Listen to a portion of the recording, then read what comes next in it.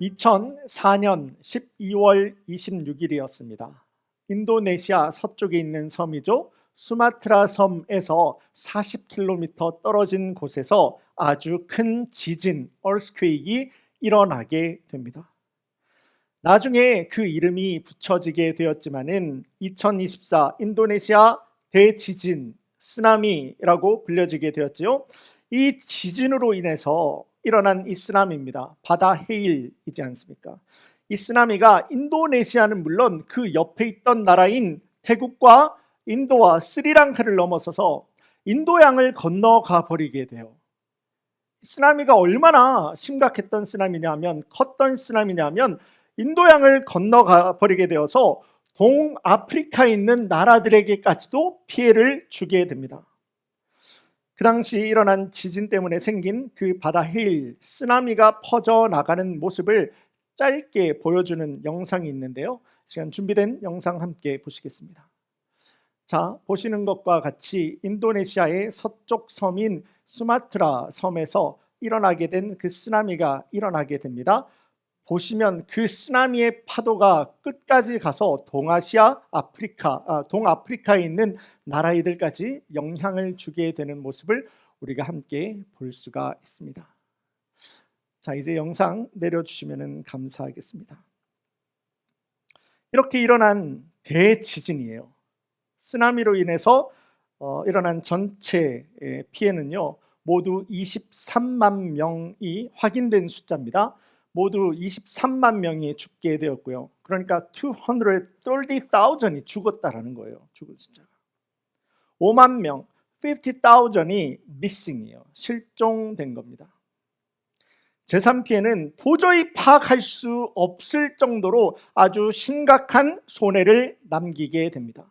자, 이 사건이 얼마나 심각한 일이었는지 한 가지 일을 통해서 비교해 드리기를 원하는데요.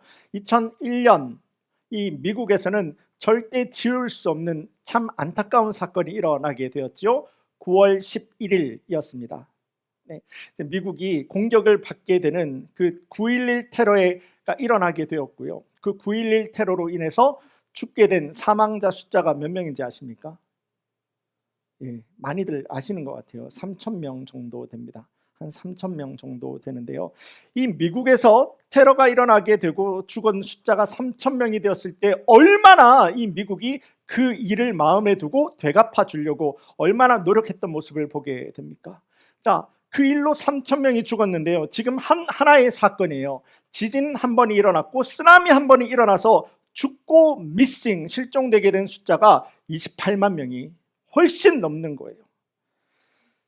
9.11 테러 사건과 비교하자면 76배가 훨씬 넘어가는 사람들이 한 번의 지진과 쓰나미로 목숨을 잃어버리게 되었다라는 겁니다. 그러니까 이 일은요, 우리의 머리로는 도저히 상상하기 힘든 어마어마한 일이 일어나게 되었던 겁니다. 그런데요, 이 당시 일어나게 된 이 대지진, 쓰나미에 대해서 좀 더 깊이 있게 기록해 놓은 내용들을 볼 수가 있는데 참 이해하기 힘든 한 가지 내용을 찾아볼 수가 있습니다. 그 당시 인도네시아 그 바다에서 스쿠버 다이빙을 하고 있었던 사람들이 있었는데요. 이 사람들이 나중에 바다에서 아무런 일도 없이 그냥 나오더라는 겁니다. 그러면서 하는 말이, 우리는 쓰나미가 일어난 줄 몰랐어요 하는 거예요. 그 중에 조금 민감했던 사람은 오늘 바다 조류, 타이드라고 하죠. 이 조류가 좀 심하네 정도 느낄 수가 있었다라고 합니다. 무엇이겠습니까?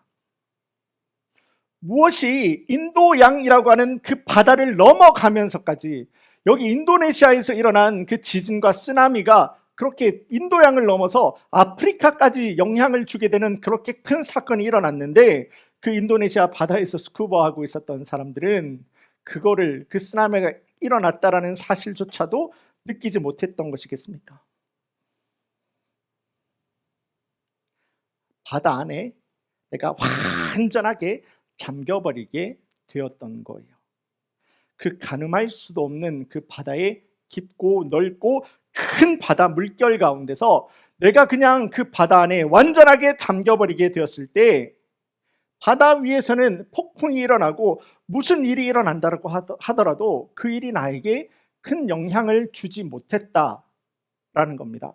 내가 그 바다 안에 완전하게 잠겨 있을 때 말입니다. 오늘 우리 성도님들과도 함께 보는 이 본문의 말씀을 통해서도 믿는 자 된 우리 역시, 믿는 하나님의 자녀가 된 우리 역시 우리의 인생에 다가오는 어렵고 힘든 또한 두려운 문제를 만나게 되었을 때 우리 안에 놓치지 말고 분명하게 기억해야 되는 한 가지 아주 중요한 믿음의 가치를 도전을 하고 있는데요.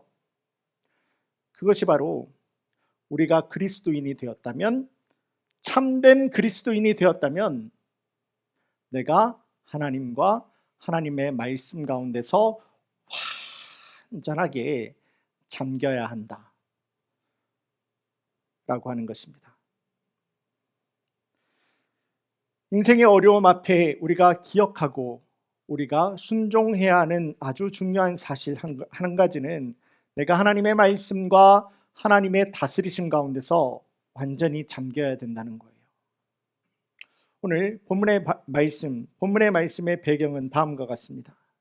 하나님께서는 먼저는 이스라엘의 믿음의 조상 아브라함에게 그리고 그 자손되는 이스라엘 백성들 가운데서 하나님이 약속하신 땅 가나안을 허락하실 때 하나님께서 아무도 살고 있지 않는 그냥 텅텅텅텅 비어있는 그 땅을 이스라엘 백성들에게 인도하셨습니까? 아니죠. 하나님 주시겠다 약속했던 그 가나안 땅에는요, 이미 이스라엘 백성들이 거기 가기 전에 그 땅에는 모두 7민족이, 7족속이라고 하죠. 7민족이, 족속이 살고 있었던 땅이었고, 하나님 말씀은 이스라엘이 그들과 전쟁을 하라는 거예요. 그들과 싸우라고 하는 거예요. 끝까지 싸워서 이기고, 그렇게 그 사람들을 그 땅에서 쫓아내면서 가나안을 빼앗으라고 이야기를 하는 겁니다. 한편으로 이렇게 생각을 해본다면 정말 잔인해 보이는 하나님의 말씀과도 같아 보이지 않으십니까? 제가 과거에 섬겼던 교회 우리 집사님 4분입니다. 젊은 가정이었는데 하루는 구약의 말씀을 이렇게 읽다가 이렇게 잔인한 하나님, 무서운 하나님, 목숨도 빼앗아 가버리는 하나님의 그 말씀을 보면서 남편 집사님, 여자 집사님, 아내 집사님 두 분 다 눈물을 펑펑 우시면서 목사님 오늘 꼭 만나야 되겠어요. 오늘 꼭 상담을 해야 되겠어요. 하면서 교회를 오셨어요. 그러면서 이게 소화가 안 되시는 거예요. 왜 하나님 이렇게 무서운 하나님이죠? 왜 하나님 조금만 잘못해도 이렇게 사람의 목숨을 거두어 가시죠? 왜 하나님께서는 자비가 없고 용서가 없으신 하나님이세요?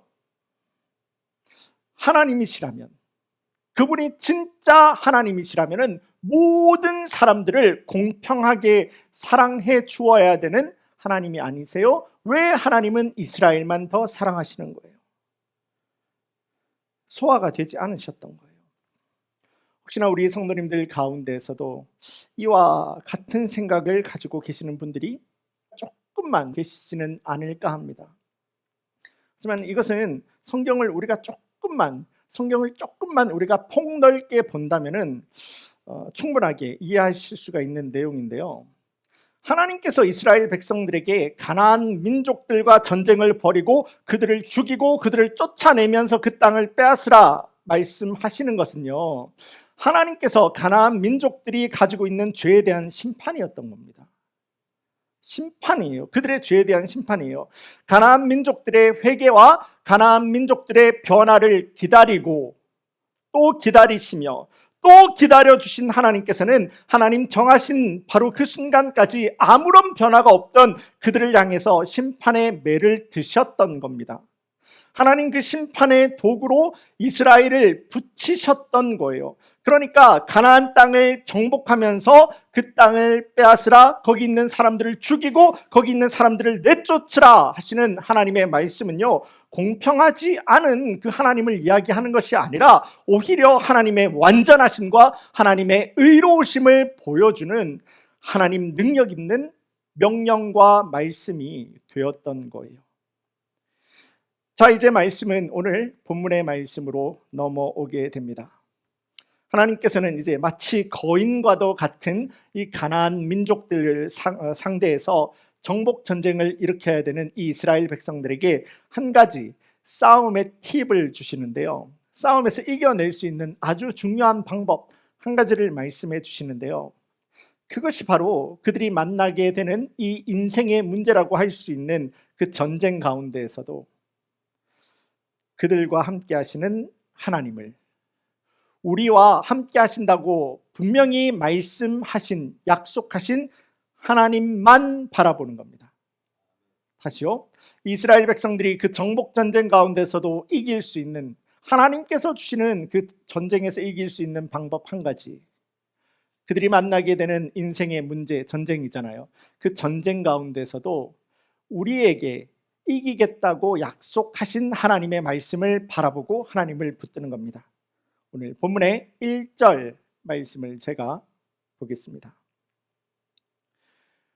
네가 나가서 적군과 싸우려 할 때에 말과 병거와 백성이 너보다 많음을 볼지라도 그들을 두려워하지 말라.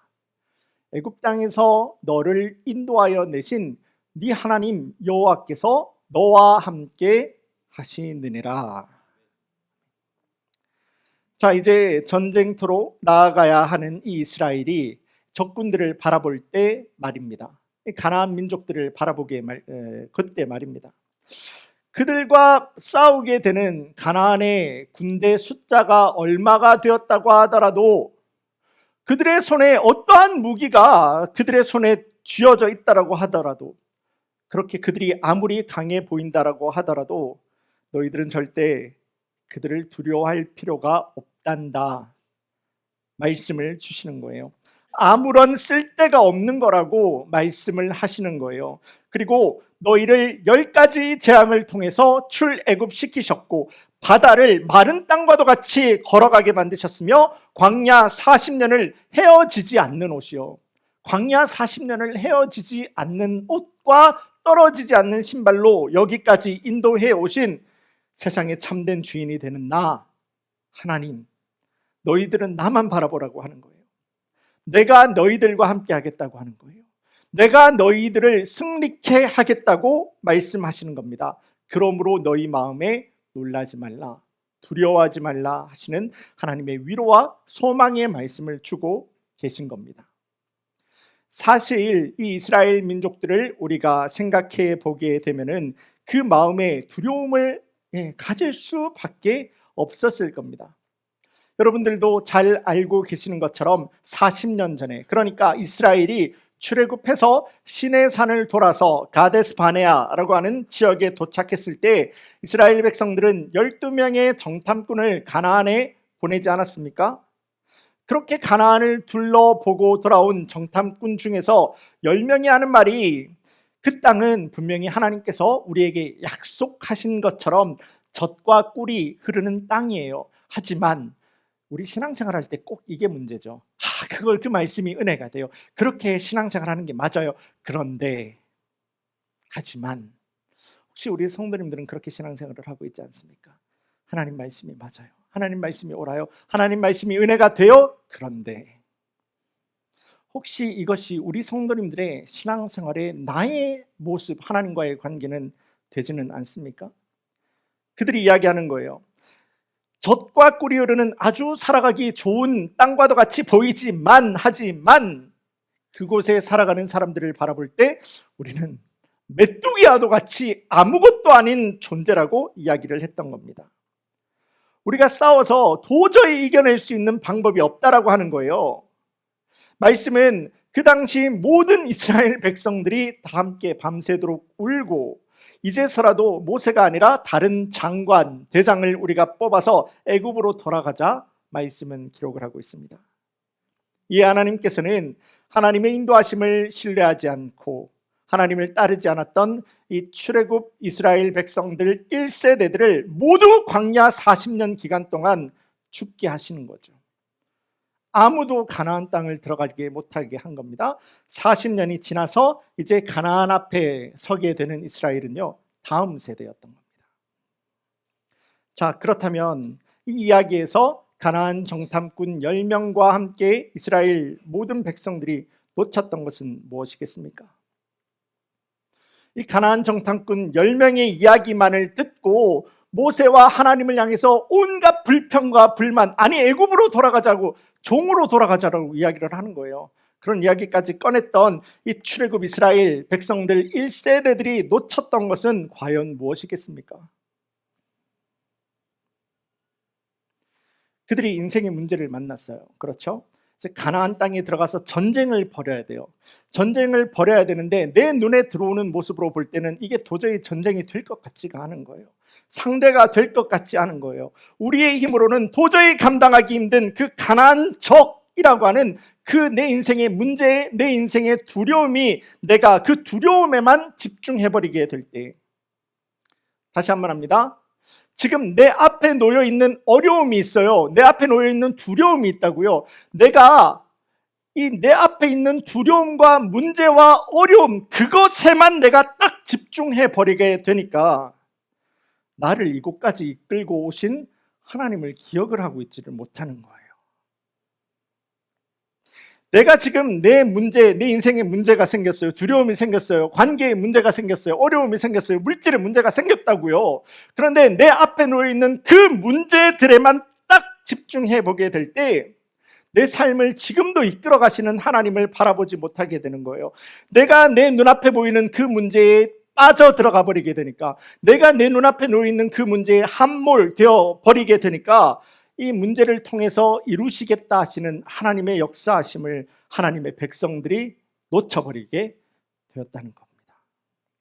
자, 다시 한번 이 문제의 원점으로 우리가 한번 돌아가 보기를 원합니다. 하나님께서는 이스라엘에게 아무도 살지 않는 비어있는 땅으로 인도하지 않으셨죠? 하나님은 왜 이미 사람들이 살고 있는 그 가나안 민족들이 살고 있는 그 땅으로, 그 가나안으로 이스라엘 백성들을 이끌고 간 것입니까?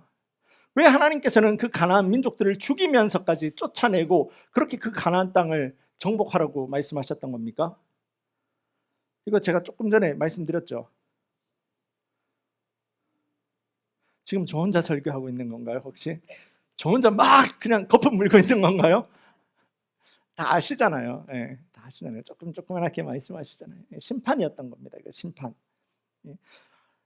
이 문제의 진짜 목적은 하나님의 시선으로 바라볼 때 이 전쟁을 일으키면서 하나님 앞에 회개하지 않고, 하나님 앞에 돌아서지 않고, 자기 교만과 자기 욕심과 자기 우상 숭배에 똘똘 뭉쳐져서 하나님 앞에 절대 회개하지 않고 있었던 가나안 민족을 향한 하나님의 심판이었던 거예요. 이게 하나님의 시선에서 바라봐야 되는 거예요. 그래서 이 전쟁은 이스라엘의 전쟁이 아니에요. 하나님께서 이스라엘을 끌고 오셔서 하나님의 뜻과 하나님의 계획을 풀어가시기 위해서 하나님께서 벌이시는 하나님의 전쟁이었던 거예요. 그러니까 이 전쟁 자체는 사람의 숫자와 사람의 무기, 사람이 생각할 수 있는 그러한 힘에 달려있는 전쟁은 더더욱이나 아니었던 거예요. 세상과 사람을 바라보면서 이스라엘 백성들이 그 마음의 두려움을 느낄 필요가 전혀 없었다라는 겁니다. 이스라엘이 그 두려움과 그 어려움과 그 전쟁을 앞두고 있는 그 상황 가운데서도 해야 했던 것은 이 문제, 이 두려움, 이 전쟁에 내가 몰입해 버리는 것이 아니라 우리를 이곳까지 끌고 오셨으며 우리를 출애굽시키셨고 또 지금도 우리의 발걸음을 인도하시는 하나님의 인도하심을 향해서 내 믿음의 시선을 올려놓는 거예요. 내 믿음의 순종을 올려놓는 거예요. 이 전쟁이 나에게 속한 전쟁이 아니라 이 전쟁은 하나님께서 이미 결정해 놓으신, 이스라엘에게 주겠노라 말씀해 놓으셨고 이스라엘에게 이 땅이 너의 기업이 되겠노라 약속하신 하나님의 약속이 있는 땅이었기 때문이에요. 자, 이스라엘이 이제 회복해야 되는 것은 내가 만나는 세상 어떠한 문제보다도 크신 하나님, 내 어떤 대적보다도 그 크신 하나님 안에 이스라엘이 완전하게 잠겨야 한다라는 겁니다. 다시 한번 말씀드립니다. 이스라엘이 이제 지금 회복해야 되는 것은 내가 만나는 세상의 어떠한 두려움과 염려보다도 거기에 벌벌 떠는 것이 아니라 나의 문제보다도 크신 하나님의 그 다스리심에 내가 완전하게 잠겨버려야 된다는 거예요. 오늘 본문 2절에서 4절까지 말씀 제가 보겠습니다. 너희가 싸울 곳에 가까이 가게 되면 제사장은 백성에게 나아가서 고하여 그들에게 말하여 이르기를 이스라엘아 들으라. 너희가 오늘 너희의 대적과 싸우려고 나왔으니 마음에 겁내지 말며 두려워하지 말며 떨지 말며 그들로 말미암아 놀라지 말라. 너희 하나님 여호와는 너희와 함께 행하시며 너희를 위하여 너희 적군과 싸우시고 구원하실 것이라 할 것이며. 자, 지금 이 시간 우리 성도님들과 함께 블레셋 장군입니다. 우리 골리앗 앞에 서 있는 그 다윗을 한번 기억해 보시기를 원합니다. 한번 여러분들의 머릿속으로도 그려보시기를 원해요. 그 당시 이스라엘 군인들은 그 키가 6규빗 한 뼘. 자, 한 규빗이 어떤 길이냐면 여러분들 가운데 손가락 있죠. 가운데 손가락에서부터 시작해서 팔꿈치까지 오게 되는 것이 한 규빗입니다. 여기 한 규빗이에요. 자, 지금 골리앗의 키가 얼마나 된다고요? 6규빗 그리고 한 뼘이라고 말씀은 기록을 하고 있습니다. 그러니까 아무리 적게 잡아도 제가 말씀드릴게요. 아무리 적게 잡아도 280에서 290cm는 넘는 사람입니다. 자, 미국에 오래 사신 분들 잘 이해가 안 되시죠? 아무리 작게 잡아도 9.3 feet이 넘는 사람이에요. 여러분들 사람 키를 이야기하는데 8 넘어가는 사람 잘 여러분들 본 적 없죠? 9이요. 9. 적어도 9.3 feet이 훨씬 넘어가는 사람이 골리앗이었다라고 하는 겁니다. 그런 사람이 이스라엘과 지금 전쟁을 벌이겠다고 한 손에는 창을 들고 서 있는 거예요. 도대체 누가 그 앞에 설 수가 있었겠습니까? 사무엘서 말씀은 그런 골리앗에게 기가 눌려서 이스라엘의 왕 사울 역시도 그리고 이스라엘의 어떠한 군대 역시도 두려움에 벌벌 떨 수밖에 없었다 말씀은 기록을 하고 있습니다. 그런 사람 앞에 지금 어린 다윗이 서 있는 거예요. 모든 군대들도 두려워서 벌벌 떨어서 숨어 있는데 어린 다윗이 그 앞에 서 있는 거예요. 단지 물맷돌 몇 개, 슬링스톤이라고 하는 거, 그거 몇 개 손에만 딱 쥐고 있는 겁니다. 그러면서 하나님과 하나님의 백성을 향해서 온갖 저주를 퍼붓고 있는 골리앗에게 다음과 같이 선포를 하게 되는데요. 사무엘상 17장 45절 말씀 제가 보겠습니다. 다윗이 블레셋 사람에게 이르되 너는 칼과 창과 단창으로 내게 나오거니와 나는 만군의 여호와의 이름 곧 네가 모욕하고 있는 이스라엘 군대의 하나님의 이름으로 너에게 나아가노라. 그리고 믿음으로 물맷돌을 잡습니다. 믿음으로 물맷돌을 던지게 될 때 그 믿음의 돌이 골리앗의 이마에 박혀서 골리앗이 쓰러졌다고 말씀은 기록합니다. 이에 다윗이 달려가서 골리앗의 칼을 빼앗게 되죠. 그리고 골리앗을 죽여버리게 됩니다. 여기까지의 말씀을 여러분들 한번 상상해 보시기를 원합니다. 무엇이겠습니까? 무엇이 달랐겠습니까? 지금 다윗 앞에 놓여 있는 골리앗은 좀 약한 골리앗이고 사울 왕과 이스라엘 군대 앞에 서 있는 골리앗은 아주 힘이 세고 무서운 골리앗이겠습니까? 다윗은 만만해 보이는 골리앗 앞에 서 있고 사울 왕과 이스라엘은 무서운 골리앗 앞에 서 있는 것입니까? 아니요. 똑같아요.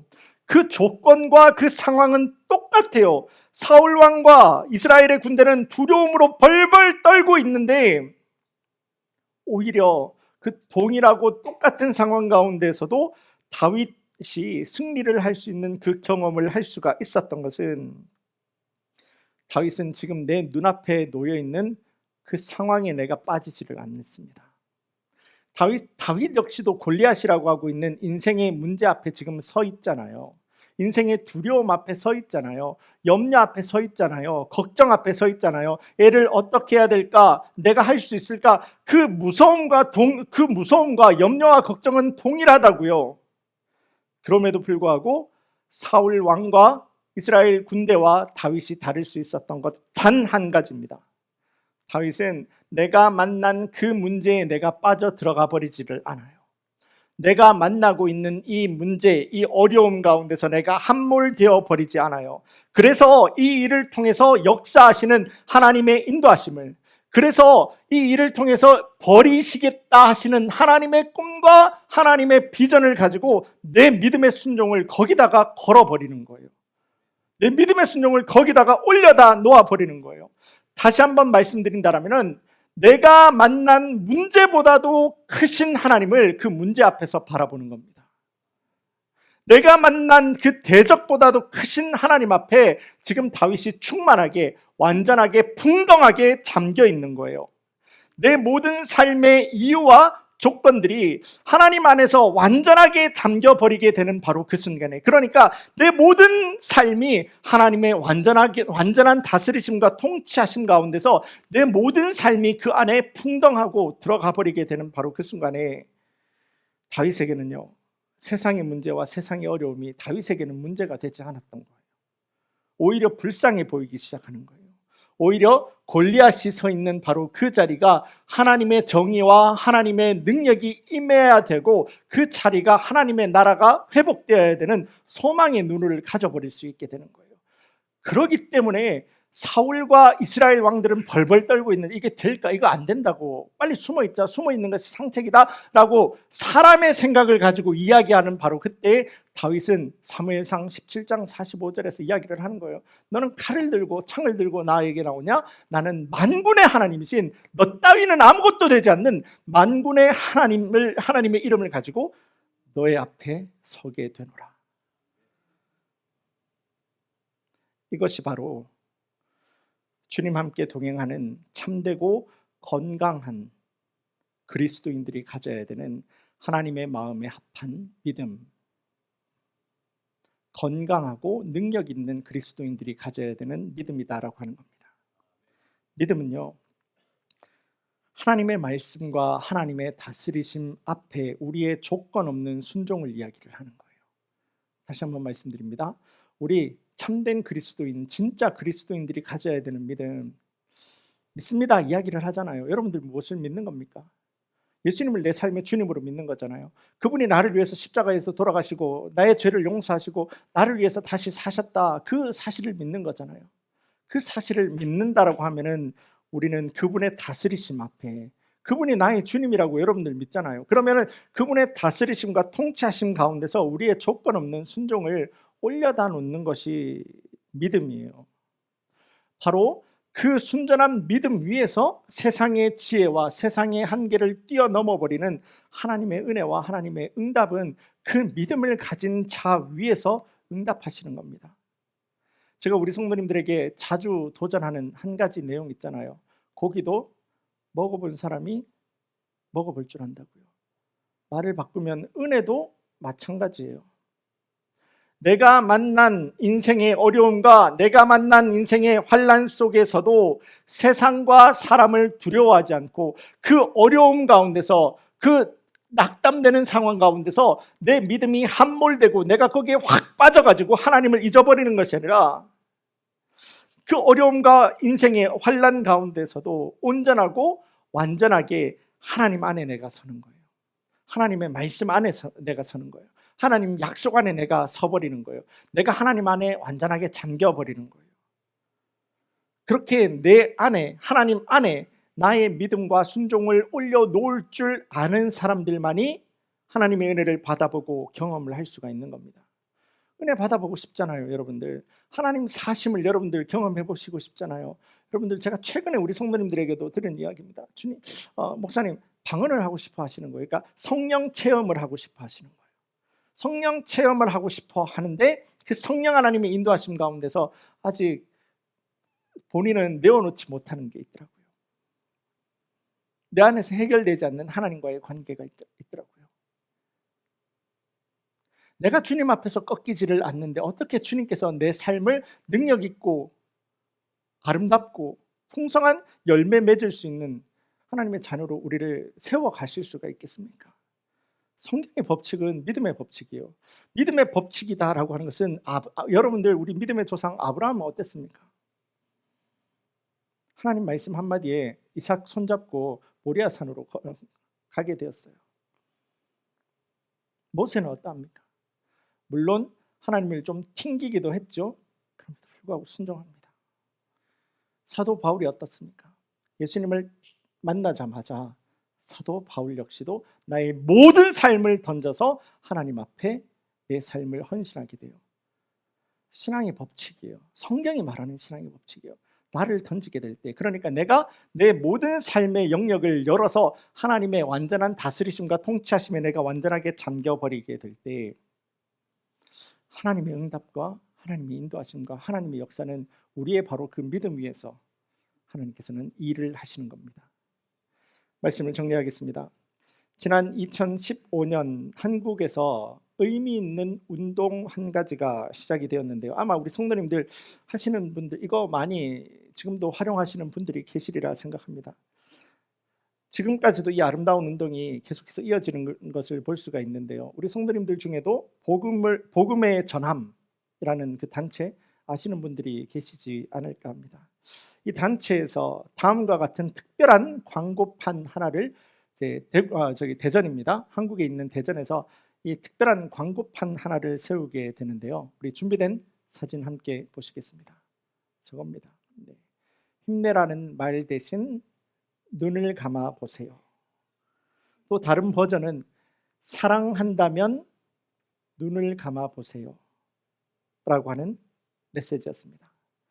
그리고 이 복음의 전함이라고 하는 단체는 이와 동일한 포스터를 가지고 뉴욕 맨하탄에 똑같은 포스터를 이제 마음을 함께하는 사람들끼리 이렇게 힘을 모아서 뉴욕 맨하탄에다가, 그러니까 전 세계에서 사람들이 가장 많이 다니는 바로 그 길에다가 저 포스터를 올려버린 겁니다. 두 번째 준비된 사진 부탁드립니다. If you truly love someone, close your eyes. 동일한 똑같은 내용이에요. 동일한 광고판을 세상에서 사람들이 가장 많이 다니는 그 맨하탄에다 올려버린 거예요. 이제 사진 내려주시면 감사하겠습니다. 제가 이 시간 우리 성도님들에게 도전하고 여러분들에게 나누고 싶은 내용은 바로 이겁니다.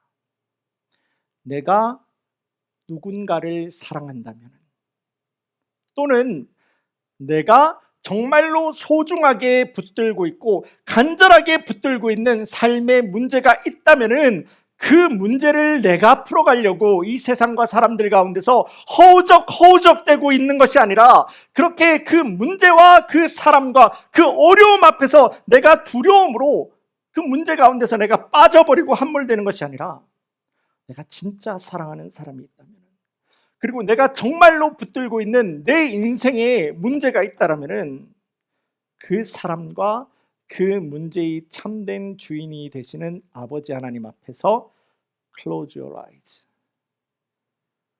두 눈을 감자라는 거예요. 하나님의 하나님 되심을 인정하자라는 거예요. 제발 믿음을 가지고 그 문제를 내가 내 손으로 풀어가려고 하는 것이 아니라, 그 문제에 그 사랑하는 사람의 내 인생의 간절한 문제일수록 그거를 가지고 내 손에 올려놓고 하는 것이 아니라 하나님 앞에서 close your eyes, 기도하자라는 거예요. 제발 기도부터 시작하자라는 거예요. 왜냐하면 우리는 알고 있잖아요. 우리의 연약함과 우리의 죄를 용서해 주시기 위해서 십자가에서 돌아가시고, 또한 그 죽음에서 다시 한번 살아나시사 그 존귀하신 예수 그리스도의 그 참된 생명을 주님 혼자 가지고 있는 것이 아니죠. 예수님을 주님으로 믿는 모든 영혼들 가운데서 우리에게, 여러분들에게 그 참 생명을 나누어 주지 않았습니까? 우리가 그 이름을 붙들어서, 그 존귀하신 예수님의 이름을 붙들어서 아버지 하나님 앞에 기도하는 거예요.